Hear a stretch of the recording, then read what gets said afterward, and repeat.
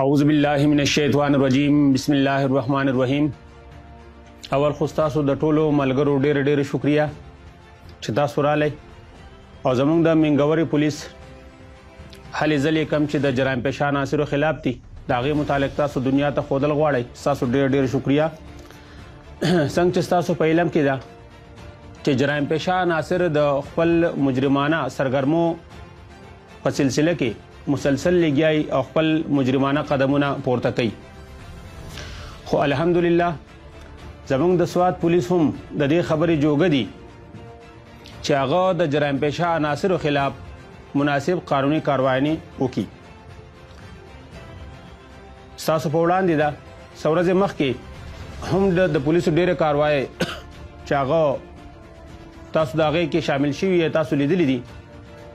یو ځلې بیا د جرایم پیشه عناصرو ګامونه تېز شوي چې د موټرسایکلو د غلاګانو بار بار رپورټونه کېدل. په دغه سلسله کې باقاعده یو رپورټ شو. په هغې رپورټ باندې زمونږ آر پی او صاحب جناب اعجاز خان، زمونږ ډي پي او صاحب جناب قاسم علي خان په سختۍ سره نوټس واغستو او په دې کې باقاعده یو ټیم مقرر شو چې پای کې یو زمونږ د منګورې تاڼې ایس ایچ او صاحب انسپکټر ګلشید خان، زمونږ د بارامه چوکۍ انچارج اکبر حسین خان او محب الله خان چې د تفتیشي سټاف سره تعلق ساتي دا شاملو. دې ځوانانو په لږ ټایم کې د جرایم پیشه عناصرو خلاف کاروایي نه وکړي. په دې جرم کې ککړ 4 ملزمان چې هغه تاسو لږ ساعت مخکې ولیدو دغه ګرفتار شو او د هغې نه 8 موټرسایکلې برآمد شوې چې پای کې یو موټرسایکل پرزې کړی شوی دی. هغه هم تاسو ته وښودلی شول.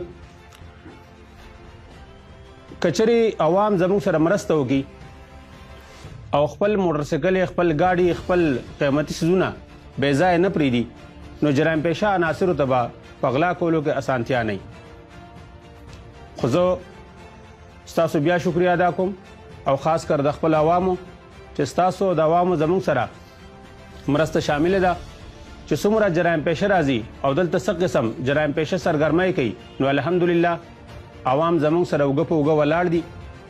موږ ته ټایم په ټایم باندې اطلاع راکوي او د دغه جرایم پیشه خلکو خلاف موږ کاروایي نه کوو او هغه بیا ستاسو په وړاندې